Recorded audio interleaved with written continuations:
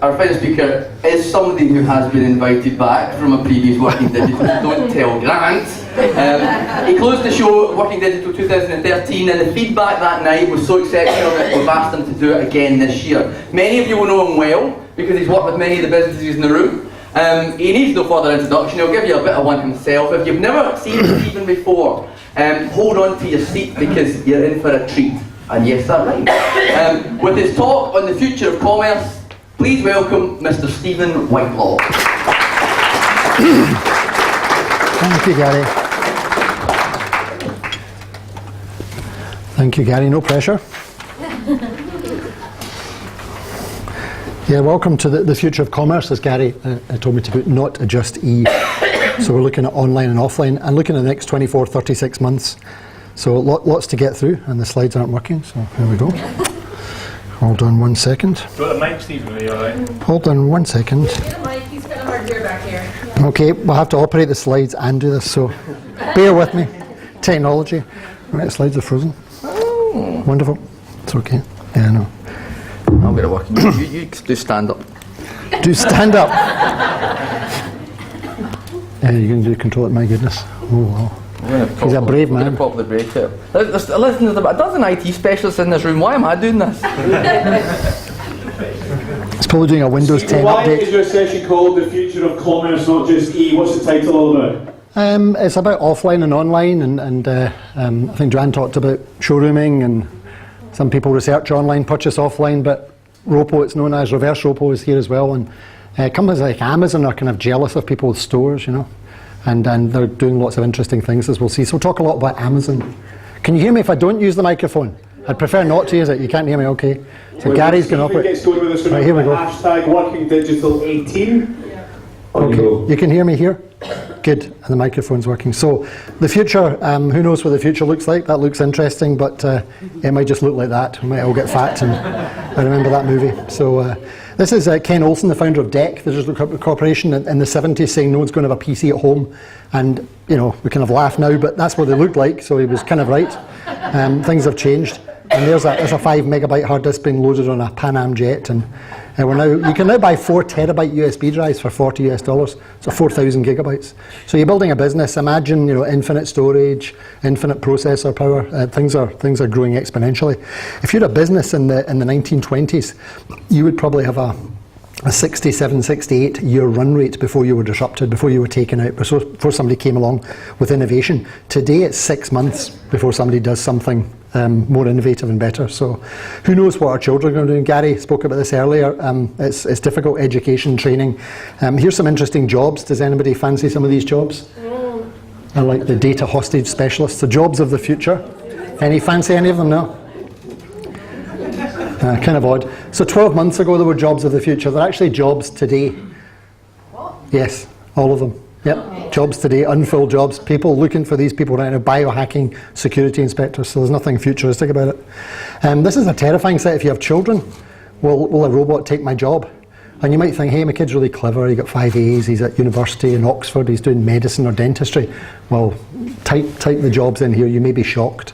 The things with cognitive, it's quite a terrifying future ahead. So anybody buy it? Well, we all use these voice assistants, I guess, Siri, Cortana, OK Google, and obviously all the big players are putting these products into our homes or are buying them. They sell them as speakers, but they're microphones, remember? They don't tell you that. They're constantly listening and feeding back. So does anyone buy any of the Amazon products? They're kind of fun, a bit geeky, and they're interesting. So Amazon trying to get into our home. This is a Norwegian company, a wonderful little company called No Isolation, and it's mainly targeted at children who are not able to attend schools for health reasons. A little telepresence robot attends school for you and you control it, and it's moving into a lot of other spaces. So fascinating technology. I love technology. This is Honeywell in the 70s trying to get into people's homes. They sold this product in Neiman Marcus for $10,000 US, and it's a bit sort of sexist. It's a chopping board for women for vegetables and a little LCD display with recipes. A sort of early day Pinterest, if you like. It didn't really sell very well, so. And this is Charles Darwin. Imagine he's not talking about species here. He's talking about your business. It's not the strongest business that's going to survive. It's not the most intelligent. It's the one the most adaptable to change. And I think you saw in Robert's presentation, you know, chatbots and things. It's unbelievable the pace of change. And you do have to invest some time and energy in trying to keep up with it. That's a plug for Embrace the Space. I posted something on Facebook about 3 years ago, and my son responded with TLDR. It was 3 or 4 paragraphs, and he was being helpful to me. I thought it was quite rude because I'm old. Does everyone know what it means? Too long, didn't read. I was like, you cheeky little swine. No, serious. So you have to be aware. Joanne talked about understanding your customers. If your customers, human attention span at the turn of the century was 12 seconds. It's now 6. So human attention span is 6 seconds. It's a pretty appalling place we're at, social media is, the clue's social. A blog, there's an expectation someone will stay and read, but people are consuming Instagram in toilets. Like no one's reading anything. There's nothing to read. It's a hashtag. It's visual social media. So 6 seconds is a scary space, especially when this guy's got a 9-second one. So as a race, we're not doing very well. Facebook is still the largest social media platform in the world. It's got the highest penetration. It's, with the exception of China, it's in most countries in the world. Some of your customers will be there. It's hard to ignore Facebook, the network effect. I know all the crazy things that have been going on this week. They've actually been going on for 14 years. That's how Facebook works. It's really bizarre. Twitter is an amazing platform. We'll talk about that later. They don't make money. They've never made money. They're burning cash every day. It's really bizarre. And I visited them twice in the first year of business and wrongly predicted failure. It's infrastructure. It's a very, very interesting company. You should be winning business on Twitter. LinkedIn's more B2B, and I think Joanne talked about Google My Business or Google Plus or Google Local. You need to have that. The European Commission are after Google on this one. It's 48 months away. They've just done them for shopping, and they're going for Android bundling, and then it's this. So for the next 48 months, for 4 years or whatever it is, you've got a big advantage. You're on the homepage of Google. You don't have to do SEO. You don't have to buy AdWords. You don't have to, you're on homepage of Google, Google Plus. So please do it. And your posts are there, and you can sell from the homepage of Google. Very, very powerful. It's not all the social media platforms. Pinterest's a visual social media one. I should have put up Instagram as well. My goodness. Email is in mass collapse. Actually, most American universities no longer issue email addresses. Email's a very expensive thing to administer. You need, malware, intrusion prevention, servers, but it's nothing to do with money. There's a whole generation who don't open emails. Now, email's still going to be here in 20, 30 years. I've spent the last 7 summers with Google, and even at Google, my beliefs are very controversial. I believe the web is finished, and there's not many people at Google believe that for a number of reasons. But the 20% of search is voice, and hey, it's Alexa. It's a book company. It's Amazon have dominated voice. It's not Siri or Cortana that's in General Motors and Ford. It's a book company called Amazon that are in motor cars. It's unbelievable. So answer engine optimization is a very important area for you now, not just search engine optimization. But email will be here forever. There's still telex and faxes. You can't ignore it. But the certain generation, my son will never open an email, and it actually annoys me. It really, really angers me. I sent you an email. He's not going to open an email. He's not interested. It's like Grandpa's internet. For him it is. For another I use email. Well, I use email in business. I couldn't live without it. But for him, he's not interested. The interest is that he wants to know now. If I went to your website and it says, please contact us, write to us at our PO box, I think you're delusional. A PO box. I'd go somewhere else because I have an abundance of choice and a scarcity of attention. So my son would view email that way. He would say, you're having a laugh. This is a joke. You might read it. It might bounce. It might go in your junk folder. I want to know now, and it's great to see the swipe here moving into bots. I want to know now, do you offer Christmas Day offers? And you'll say, yes, we do. So there is a generation that want instant responses. The e-commerce marketplace is big, but I'm not good with stats. My first degree is pure mathematics, so stats to me are just lies. I hate them. So it's quite a big thing. It's actually enormous. This company, Alibaba, keep claiming we will be the largest company in the world. They're nowhere near Apple, which is number 1, and Google, it's called Alphabet now, number 2, Facebook, Amazon and Microsoft, but they're big and they're growing and they're very sophisticated when it comes to e-commerce. Our country's GDP is 127 billion. So I'm not sure where the warehouses are. I think it's in Amsterdam. Amazon are terrified of shopping carts because when people go to a shopping cart, they abandon for many, many, many reasons. And they, a guest sign up, I don't want to sign up, log in and things, or you've added carriage or whatever it is, people abandon. So Amazon are trying to, fulfillment's the problem, getting things to people even if they don't abandon. So they're investing in, lockers everywhere. Does anyone get these buttons for the house? I got the American one sent to me, so the Gillette ones on the shaving mirror, I press that and it orders me razors. Yeah, big deal, but I still have to press it. So what Amazon are saying, or a 5-year-old could press it. But Amazon say, let's get rid of the shopping cart. It's a very terrifying place. If somebody comes to your website and they probably don't do what you want them to do, but imagine they put something in a cart, they'll probably abandon, which is you know, maybe it's price comparison. So Amazon have now introduced, there's over 1,000 products lying in Dunfermline in the warehouses that use something called DRS, the Dash Replenishment Service.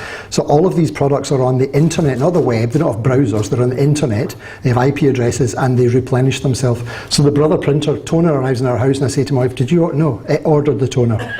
Right, you can turn it off if you don't like that. I mean, it's just convenience. So there's huge numbers of products on the internet now, and they're very serious about the drones. It's not a joke. They can't get things to people, Amazon. Probably this year they'll have to make a couple of staggering acquisitions. Companies beyond human comprehension, probably something like 2 oil companies or American Postal Service. Just, it fits for fulfillment. They need bricks and mortar. They need places to deliver things as a company. So the high streets, it's a disaster. It really is. So I think John talked about these companies. They don't exist. I took my son to Maplins. He's into electronics, and there's these little Arduino chips. I saw they were 40% off, and I said, "Come on in and have a look." And he's on his phone. He goes, "It's still cheaper on eBay, Amazon." It's like, okay, that's why they went bust. So it's hard to compete with Amazon. This is a store with a difference. It says. Does anyone know what it is? Yeah, it's one of these dark stores, the internet store where people do shopping, so there's just, the aisles are very narrow. From above they look like this, but people are still picking things in vegetable aisles.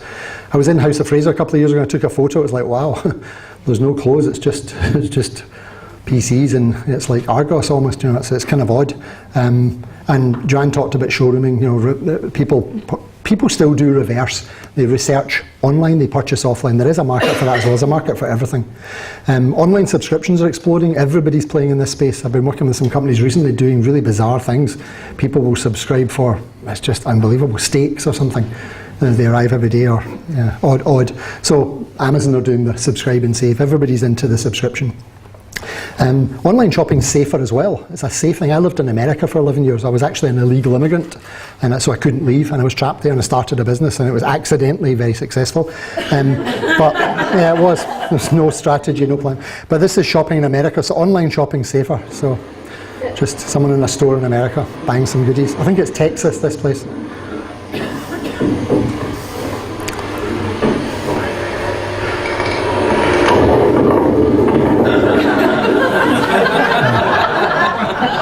Only in America.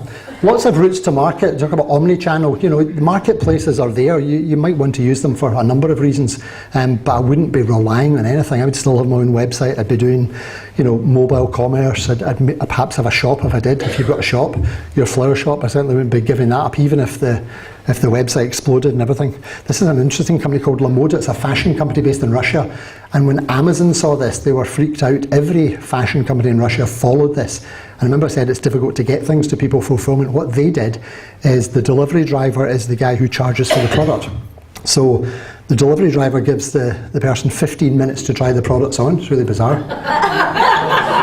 I want that job. All the guys going, I want that job. I'm too old for that job. It would be a bit perverted, but if I was 20, I would want that job. So she's got 15 minutes to try. If she doesn't like them, he takes them away, and if she likes them, he takes the money. And every fashion company in Russia has gone that way. So Amazon's response, what was Amazon's response? This is a game changer. It's coming here in 2 months, this Prime Wardrobe. This is Amazon's response to... Introducing Prime Wardrobe, the fitting room that fits into your life, giving you the freedom to try before you buy, and only pay for what you keep, all within the comfort of your home. Here's how it works. Whenever you're shopping at Amazon Fashion, just run for the Prime Wardrobe logo. You can choose from over 1 million items from your favorite brands, featuring styles and sizes for men, women, and kids. Pick out 3 items or more, and we'll ship them to you for free. So there's no reason why you shouldn't try that dress too. Once your Prime Wardrobe box arrives at your door, you have 7 days to try things on and decide what you'd like to keep. With Prime Wardrobe, you have the freedom to try new styles, and there's no better place than in your own room. From natural lighting to your own full-length mirror, Prime Wardrobe takes advantage of the ultimate fitting room. Your room.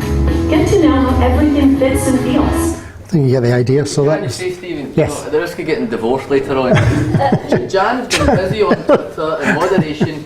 At that point, she stopped and paid full attention. Yeah, I know. just saying, hashtag. Yeah, so e-commerce is obscenely competitive. I worked with a company recently, quite a big company, and I work with a lot of e-commerce companies, and the big problem is not selling anything. This one is a very old company, and they had 7 or 8 products, but they were spending about £1,000 on an e-commerce website, and they weren't working. But I tried to explain it's kind of like a, I don't know, Formula F1 race, and you're entering bicycles and things. The game has upped. The game has upped expectations, consumers' expectations. This is an interesting flower company, Bloomin' They believe that it's again about fulfillment, all their products fit through a UK letterbox, and they open up. Maybe not as beautiful as yours, but they do open up. And BT, all consumer BT products fit through a UK letterbox, because having a return can destroy a business, believe it or not, and it's hurting Amazon like hell. Does anyone know what business this is? A little black thing covering up the guy's name. Yeah. So that's still his desk. It's made out of railway sleepers. He doesn't spend money in the company. Yeah, it's Jeff Bezos, the richest guy in the world. Last month, his net worth was increasing. Wait for it, $2 billion per day. So he's actually not on the Forbes list, the live list. There's a live list. So he's twice as rich as the guy below him. It's obscene. Whatever you do, Amazon will be planning to do something similar to what you do. I can guarantee it. I haven't done much work with Amazon. It was many, many years ago. I spent time with Google, Microsoft, and Groupon. But they're your frenemy. You need to find out what they're doing. Keep them close. So yeah, they're opening a bookstore a day at the moment. The irony of all that. So Barnes and Nobles and everything. And of course, it says the same price. Amazon Go is an interesting one. Has anyone seen this? So they needed 5 nines, 99.9999% perfect before they launched it. So it was in Seattle for 2 years, and only employees used it. So there's no humans in these stores, and they're opening one of them a day at the moment. So it's quite impressive. 4 years ago, we started to Whoops, sorry. wonder, what would shopping look like if you could walk into a store, grab what you want, and just go? We call it shoplifting in Glasgow. They don't know that. Machine learning, computer vision, and AI is the very fabric of a store, so you never have to wait in line. No lines, no checkouts, no registers. Welcome to Amazon Go. Use the Amazon Go app to enter. Then put away your phone and start shopping. It's really that simple. Take whatever you like. Anything you pick up is automatically added to your virtual cart. If you change your mind about that cupcake, just put it back. Our technology will update your virtual cart automatically. So, how does it work? We use computer vision, deep learning algorithms, and sensor fusion, much like you'd find in self-driving cars. We call it Just Walk Out technology. Once you've got everything you want, you can just go. When you leave, our Just Walk Out technology adds up your virtual cart and charges your Amazon account. Your receipt is sent straight to the app.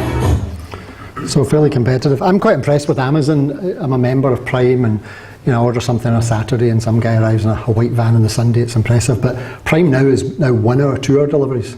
Really odd. My parents are both kind of at end of life, and my father's doing crazy things at the moment. So I'm buying like new electric shavers. He flushes them down the toilet. It's really bizarre. But I'll be doing that soon. Terrible. But he, when I ordered it, it said it will be here in 3 hours. I was like, God, that's unbelievable. That next day is amazing, I think. But there's a generation want it now. Can I just very quickly say, I heard a couple of you go, oh, when you click next on that slide there, I know you wanted to watch that. Stephen's presentation we'll make available to all of you via the Working Digital website later on. Okay, so you'll get every slide you come through, because sometimes it goes a little bit quick. Yeah, so Amazon are planning, Jeff Bezos wants a percentage of all economic activity on planet Earth. That's his aim, so it's like, yikes. It's quite impressive. So you've probably heard of these companies, Uber Eats and Deliveroo and Panda. I suspect Amazon restaurants they're planning on taking them all out, and I suspect they might do that. Amazon Pantry, Amazon Fresh. They bought Whole Foods, as you know. It's a lot of money. 13 billion. Serious amount of money they have. Amazon are basically trying to build bricks and mortar, because 60% of us, when we buy something online, oh my God, it's £4 delivery, it's just a pen, I'll click and collect. Maybe that's Argos or something, I don't know. We do that, we do it at Tesco or wherever we do it. Amazon can't do that. That's why they want to buy gas stations in the States. And Walmart are just buying more e-commerce companies you can imagine.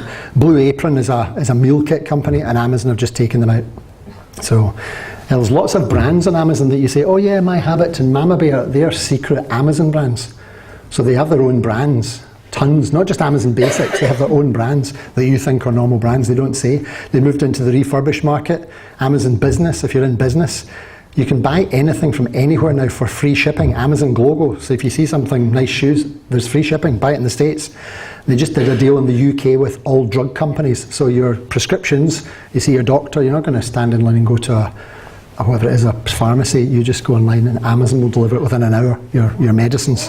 Yep, Amazon Basics, they have thousands of products they've developed, lots of hardware, and of course Alexa skills, you should definitely look into that. I'm sure these guys at Swipe are into this. Alexa's, it's in a lot of homes and it's growing, so Alexa skills are important, and there's an entire app store for Alexa skills. They're buying lots of jumbo jets, so last Monday Amazon announced we're competing with DHL and TNT, where you don't have to, you don't go to the post office, just phone Amazon. You don't have to be a Prime member or anything, they'll deliver stuff for you. And this is the latest pickup, so 120 seconds, a 2-minute pickup, available in Glasgow. So it's 2 minutes is their pickup, instant pickup. That's not drones, that's lockers. They're taking on Etsy with Amazon Handmade. There's very, very high-end jewellery boutiques, invitation only, so it's not just junk they're selling. And they're about to become the largest automobile supplier in the world. And they've only been doing it for 12 months. Amazon vehicles coming to the UK as well. Average number of cars that people buy, 2.1. It's like staggering. Amazon tickets, it goes on forever. Does anyone have a Ring on their home now? Yeah, it's kind of good. A little doorbell that you can answer when you're not there. They paid £1 billion, apparently that's £1 billion, so a lot of money for it. Amazon Spark's not being very successful. It's their social network, underground apps. Most of the new warehouses they're building have drones for reading async codes, but there's no humans. It's very dangerous. It's all robotics, so they don't need humans. This company, Zappos, has anyone heard of Zappos? Gary's talked about books. That's a good book. Amazon bought them for $1 billion, and Jeff Bezos was not investigated. East Coast America said, "What did you buy, Jeff?" And he said, "What's Zappos?" It was a women's shoe shop at the time, and it's not a lot of money, $1 billion, but what is it you bought? Can you just tell us? Because do we not sell shoes? And he goes, "Yeah, we do." Do we not ship them faster? He goes, "Yeah, we do." Do we not sell them cheaper? He goes, "Yeah, we do." So he said, "What the hell did you buy?" And he gave them all the love passion thing, and they don't buy that in East Coast America. He said, no, what did you buy, Jeff? And if you read this book and you understand what this customer did, focusing on the customer, just on steroids, unbelievable company, crazy company. Basically, if a woman ordered a pair of shoes, they're not going to, she paid for them, but that's not the one they send her. Well, hang on, she ordered that. Yeah, it's not the one she wanted though. Because they know what you wanted, they saw you put that on Pinterest and all that. And what essentially arrived was a shoe shop, 16 shoes, including the one you got. And 85% of customers ordered 3 or more shoes. And the guy said to Jeff, "You should have paid $10 billion." Because Amazon can't, if I order toner, they can't send me hamster food as well. They can't do that upsell. It's a very special company, Zappos. This lady who runs this, she lives in the Bay Area, it's an Asian lady. She keeps saying she's going to be the fastest growing company on planet Earth, who knows. But has anyone done Stitch Fix? It's in the UK. You go to this company, this is just bizarre. You go to this company and they sell lovely lots of fashion, and you like this and this is nice. It's like Pinterest, very inspirational. And then at the end they go, "Thank you, we love you." And you're like, "Oh, right, okay." They were profiling you. Secretly they say, "We know 15 million people just like you." And that's it, finished. And the next day at your house, all the stuff arrives. You didn't order anything. And it's, "Oh my God, what's all this?" Well, it's from Stitch Fix. It's all the stuff we know you'll love. And again, I think it's 95% of people are buying 5 or more items from it.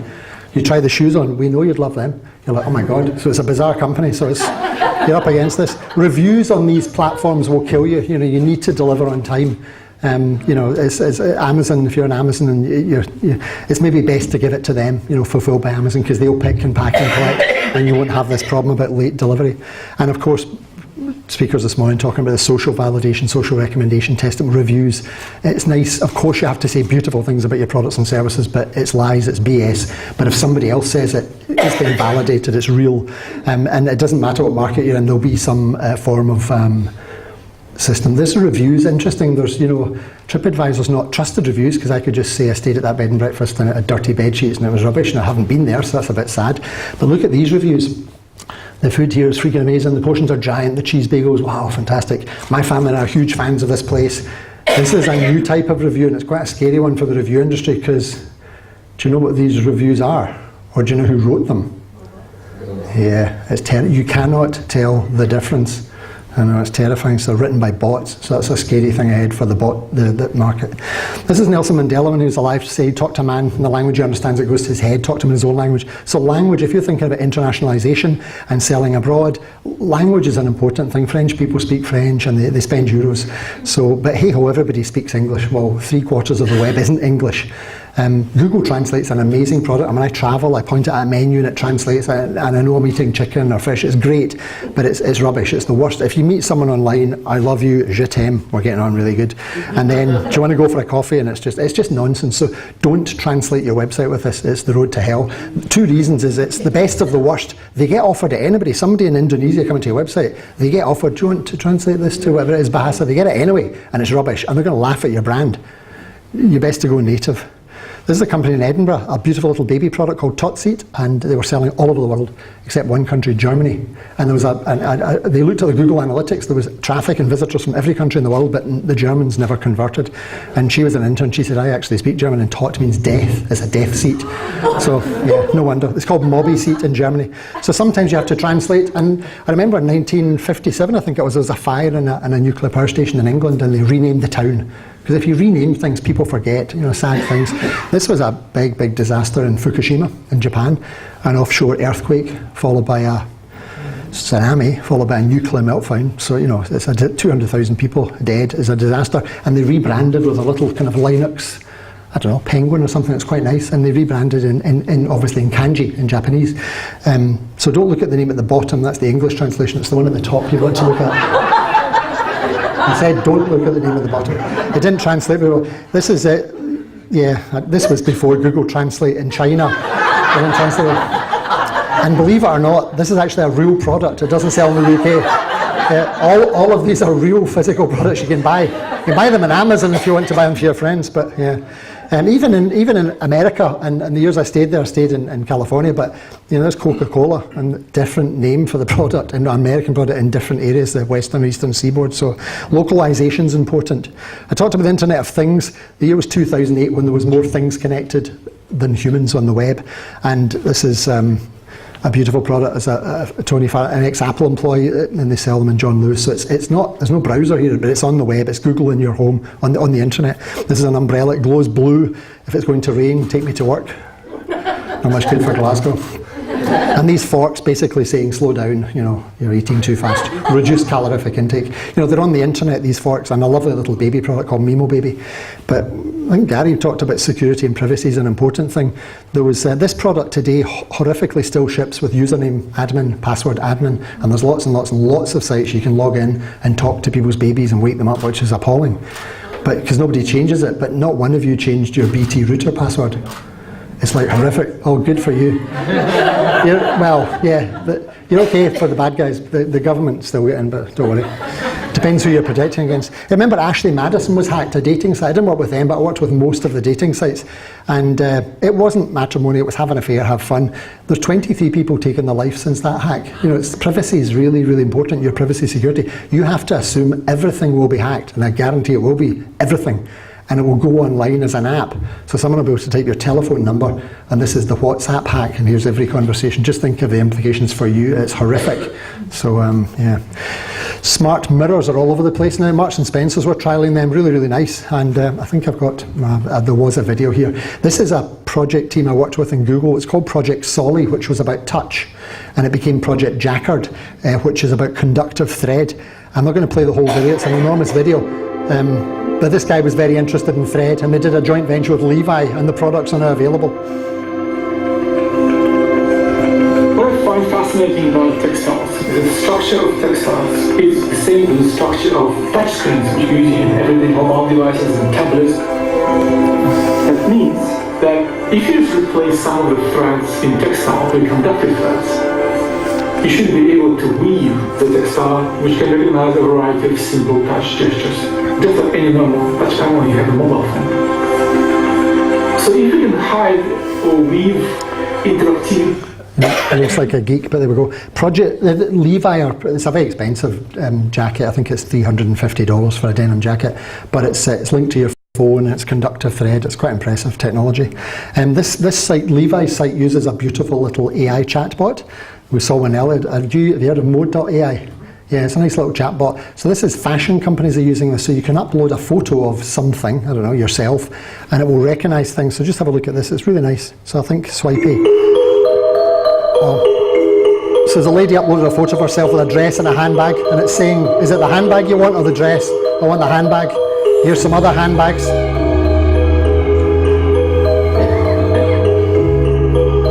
It's filtering, as you say. It's a great thing because you now know you're dealing with people that want to buy handbags and not dresses.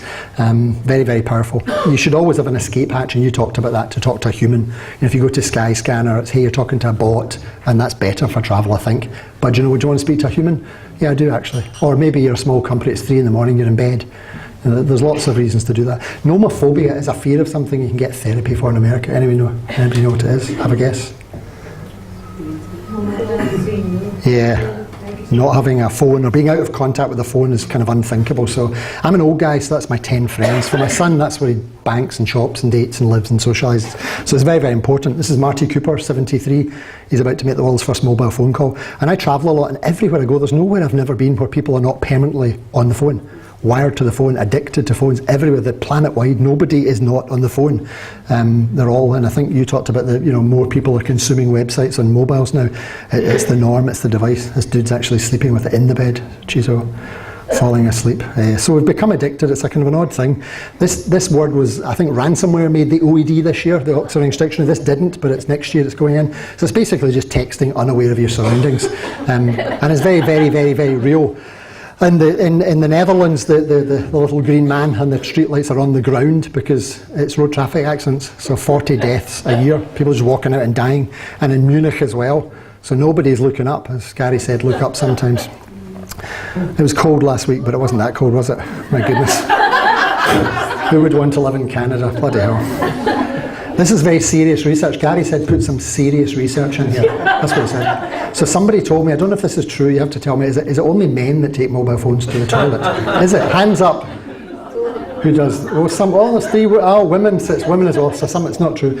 So this is about the time spent in toilets, and it's very serious research. So apparently the average is 5 minutes, but with a mobile it's 15. And if you've got Wi-Fi, it's 45. And I think that's why they don't put plugs in toilets. You would never leave, it'd be great fun. Yeah, so keys and plastic, I mean, we're into apps. I think websites are, again, I talked about the death of email. Email's going to be here forever. The killer app, it will be here forever. But websites are also in mass collapse. It's like an odd thing, the death of the web, and they're being replaced by apps, and apps are now being replaced by bots, and it's ongoing. China is so far ahead of us on e-commerce. This is a product called WeChat. You should download this here, and it's in English. Definitely do it. It's just, you can do anything, and it's unbelievable. If you shake it, suddenly girls appear. It's dating. Wow, amazing. No, seriously, you can do anything. That's the dating site. It's one app to do everything. So it's unbelievable. All the bots in there. You can do delivery. You can order a taxi. You don't need Uber. That's another app. How many apps have you got? 1,000 minutes, you use 5. It's a joke. It's broken. So many apps, and you can buy things in WeChat. WeChat is Mark Zuckerberg is copying this feature for feature, and the plan's published. It's not a secret document. I've seen it. It's just, this is what he's going to do. You'll be able to pay your tax in Messenger. You'll be able to order a dental appointment. I already booked flights in there. I use in order to, why would you want to hundreds of apps? There's lots of hailing apps. I mean, which one do you use? I don't know. There's thousands of them. Mobile payments, in the old days you needed a Barclay card and an orange mobile phone, and then of course apps have come along, kind of convenient, and we've got Apple Pay and Android Pay. This was an amazing technology, M-Pesa, and it's in Central Africa and Kenya. And basically the remit was, we want you to design a mobile payment system for us. Oh, and by the way, nobody's got smartphones. All right, okay. Oh, and they don't have bank accounts. All right, okay, it's a bit of a tough call. It's like the design of the internet, it has to be robust and scalable. And it works on encrypted text. It's very, very clever. Amazon Pay's come along, so Amazon's very popular. I'm not saying you should have Amazon Pay, but it's nice to give users choice on your website. Maybe give them WorldPay, or maybe remembering usernames or passwords, entering card numbers or shipping addresses. Save the time and hassle by using the information already stored in your Amazon account to shop on thousands of sites and apps. It's fast, easy, and trusted by hundreds of millions of online shoppers in just a few clicks. Well, it's Amazon again, of course they get the money, but somebody, unless you're doing crypto, it costs money to buy money, rent money, raise money, transfer money. It's not free unless it's cryptocurrency. In China, a lot of people are now paying with their face. So we pay with our thumbprint, so it's the visual cortex with your eye or iris scan. So this is KFC, so it's facial payment. I talked about the payment system. So Alipay is Alibaba's payment system, and WeChat Pay. So they're the two most powerful ones in China. And Chinese visitors are using them when they're here as well. EasyJet's a very sophisticated site. I did a bit of work with them, not much. It was a couple of days, but I learned a lot. Looks like my microphone's died. It's flashing. Another one. Okay, thank you. My goodness, no shortage of microphones. If you go to EasyJet and you see a flight to, I don't know, to Portugal, it's not very sunny, and you think, wow, it's this weekend, 29 quid. Wow, phone your friend to book it. And they know you've phoned your friend. They know exactly what you've done. They know, it's their website. They know the speed to car. They know everything. Something's happened. Somebody's doing something. Price comparison. Somebody's doing something. And then he says, 29 quid, yeah, book it. I'll pay later. Put the phone down. It's 169. It's not. It's still 29. Nothing criminal, but the business of business is business. So these guys are using all sorts of sophisticated tools to do that, increase prices. If somebody comes to your website, I think Joanne talked about this, you're delusional if you think they're going to fill in a bloody form and another email. It's a joke. Don't do it. It's time. It's not, it's just, life's complex. Just buttons and things like Facebook Connect. This is a lovely little company in Portland in Oregon called JanRain. So I can sign up. I'd signed up the other night for Forbes.com, one click, Dailymotion, one click. Make things easy for people. This is Jeff Bezos, the richest guy in the world, saying, make someone unhappy in the past and 6 people find out today. Wow, bad news, spreads fast. But so does good news. So, caring is an interesting business model. You get caught when you don't care, and you get found out when you care. So you might as well care. You're going to get found out either way. I think our grandparents would do really well on this web internet thing, going the extra mile, the baker's dozen, caring. You get found out when you care, so you should do it. This was Google when they started. It was 2 young guys, quite arrogant, young, super smart guys, Larry Page and Sergey Brin. That was their mission. It's like, well, codify all world knowledge. And the San Francisco Chronicle interviewed them and said, Larry, how long will that take you? Sort of thinking, what a joke. And he said, about 300 years. We're just here for the first 20, 30. And they thought, my God, they're really serious about what they're doing. And as I say, I've spent a long time with them every summer. And I go home at night. I'm not an emotional person, but I go home at night sometimes crying. What I've seen, chilled to the bone, horrifying. And other nights, wow. They're doing wonderful stuff. They're putting 300 million a day in the bank. It's pretty much AdWords as their only source of income stream. And robotics is a big thing for them, a huge thing for them, and they're playing in a number of scary areas. They were forced to sell most of these companies because they were robots to kill people, Boston Dynamics, so they've got rid of all them. But this is an interesting one. Remember, something that's autonomous is self-directed. If you weaponize something and it's autonomous, it's making the decision who to kill. It's a scary thing when something's autonomous. It's not like remote controlled. So these are 2 autonomous dogs. It's really bizarre to think this. They've never seen a door in their life. The first one doesn't have a hand and it's aware. It sees a door. It takes about 4 seconds to realize, I can't do that.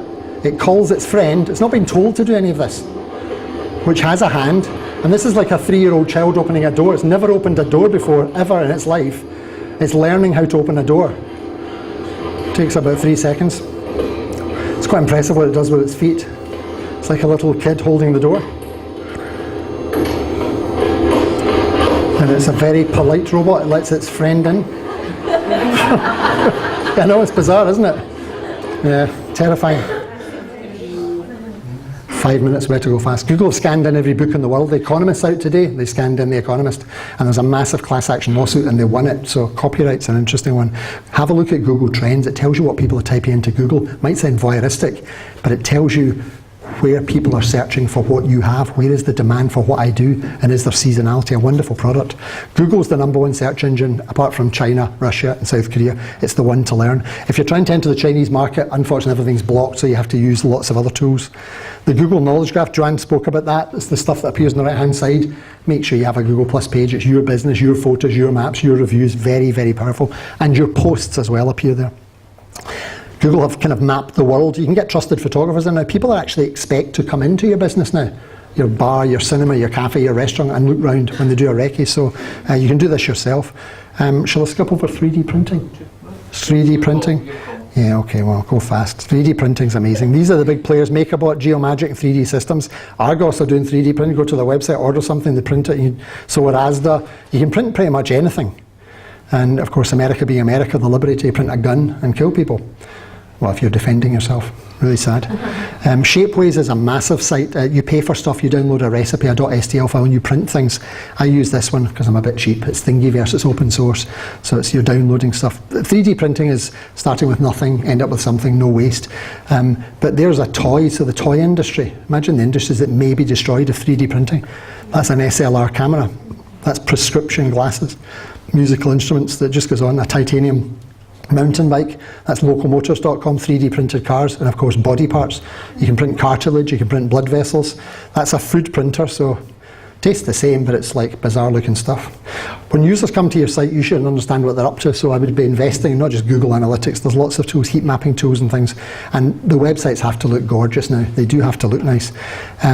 I'll let you click on the link here. It takes you to lingscars.com. If you've seen it, if you've not seen it, you might vomit. It's pretty awful. But she's heading to be the largest car leasing company in Europe. Talk about reading on the web. Well, no one actually reads. They scan. People say they think they read. It's certainly 25% slower. I saw this. We can all read this, even if English isn't your first language. The first, because we're not reading, we're scanning. And just to prove you don't read, never put anything in uppercase. That's shouting. It's rude and it slows people down. You've got seconds before they leave your website. See who's the first person to find how many letter F's are in that sentence. But Gary's got a prize. Too many. No, how many? 2, 3, more than 3, 4, 5, more than 5, 6. Someone's seen 6. Well, yeah, I think there are 1, 2, 3, 4. Which ones did you not see? Okay, because you weren't reading, you're scanning. People come on a journey. It often starts with Google, although things are changing with bots. Terrified. Google aren't on the internet; they're on the web. And of course, there's answer engine optimization. And eventually, if they, through social reviews, they keep in touch with you, they may become. Nobody suddenly becomes a customer. And I think Swipey talked about that. There's a journey people come on and everything. So you need to figure out who your customers are. It's the hardest question you'll ever ask, and it's not easy. It's very, very difficult. I spend 3 days with companies just on that one slide. Or who do you want your customer? Who do you think you're, or who's trying to be your customer? It's very, very hard. This is Citizen M. On their website, they actually explain who they want their customers to be. It says bloggers, fashion havers, adventurers, dreamers, explorers, affair havers, if you want to have an affair. They've actually said that you have to tell people what your offering is on the homepage of your website. They don't know. I love QR codes. They're everywhere. They're huge in Asia. You die without QR codes in Asia. It's what you do. I was at Haymarket Station one day and an old lady said to me, "Do you know where the timetables are?" I didn't know where they were. She said, "Sunny." It's quite good, Sunny. And I didn't have the heart to say you need a QR code and you need a smart, just that's then there. It's kind of odd. So you see them everywhere. And they can look nice. You can put your logo in them and make them lovely. This is QR code shopping in South Korea. So it's actually in an underground station and it's really sophisticated. They don't want to carry products about. You just point your QR code at them and where you get off, all your shopping's waiting for you. So it's a bit more sophisticated. There's no products in the shops, it's QR codes. My God, they're on graves and everything. Someone talked about augmented reality early on. It's big, it's massive and it's here, but this is the year of VR. It's finally come. One of my friends was in the very early days of the web in Mosaic, and the very first web was virtual. It was VRML. The virtual reality markup language, but the processor power wasn't there, the bandwidth wasn't there, and of course things like Oculus have come along. So Booth Welsh gave me a shot of Oculus in their office recently, and it was quite scary, very real. I've got time to do these little videos. I'm going to jump forward, there's too many of them. Really? Okay. Have we? Shopping malls? Right, okay. Right, okay. So it's an augmented reality shopping mirror.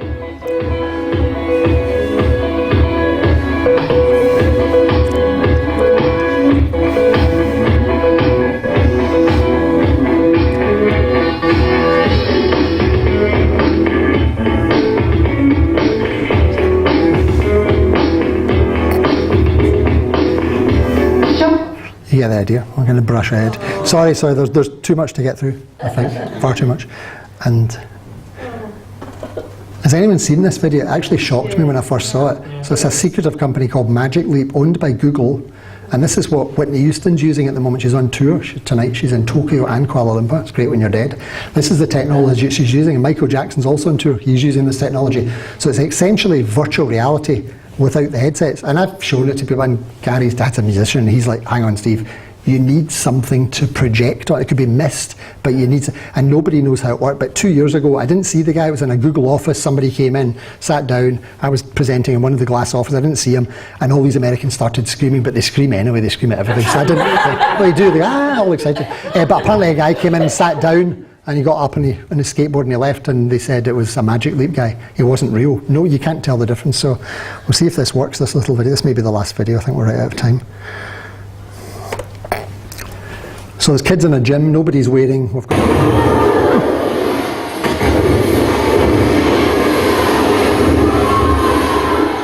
I think the adult ad was more interesting. It's just random ads. My wife thinks ads are random. It's just random ads, darling. Are they hell? They're laser targeted. Even my Viagra emails.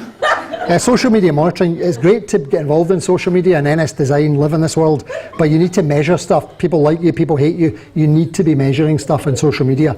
He knows something about business, 20 years to build a brand and 5 minutes to destroy it. If someone says something nice, you say thank you. If they say something horrible, you should be listening. So, does anyone remember this little girl? Yeah. So, Never Seconds, a blog about food, and she was taken out of school and she was told you can't take photos of your meal, a 9-year-old kid. And what I sort of asked is what stopped, a council telling a kid they couldn't take photos. And I think it's all of history up to now. They don't get digital and social and sharing. Very, very difficult. Live chat's something, again, consumers expect it. Whether it's everywhere, you see it everywhere. Gary talked about this, and I said coming soon, but coming now. So this is shopping on Instagram. If you're not doing this, you're missing a trick. Second largest social media platform in the world. Click on a button and buy stuff. So I set a company up with this yesterday. So you click on the book and it gives the book in dollars, euros, pounds. You click on it, you go to the website in Instagram and you buy something. So you can now sell things in Instagram. It's e-commerce in Instagram. It's a no-brainer, as Gary said. You have to do it. Stephen, can we I'm sorry to interrupt, but we want to take a couple of questions sure. from the floor, and as Gary said, he will send out all your slides as well. You've given us an amazing insight into the future. I need to ask you before we take some questions, and thank you for your time here tonight.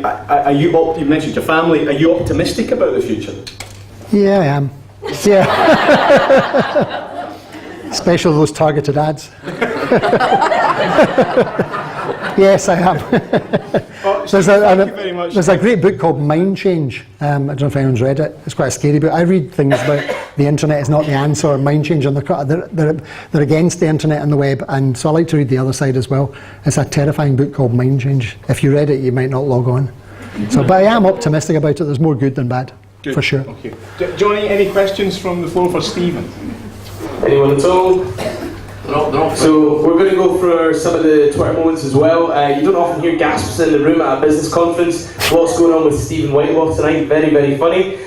Kieran Johnson also says stuff is getting very 1984-like at work in digital, and I absolutely agree with it. It's a bit crazy what we can do on the internet now, and just very positive things going on. Thank you so much to everyone for all your input on social media. We'll go to a question now, if you pass the mic along.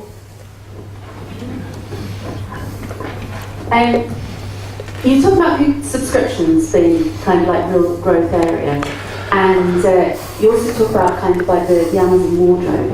And if you take those two and you stick them together, you get Britannia books. Are we kind of doing a loop? Yeah, good question. I don't know what Britannia Books is. Is that the book club where you subscribe and they send you all these books? They send you a CD every month. Yeah, I remember it.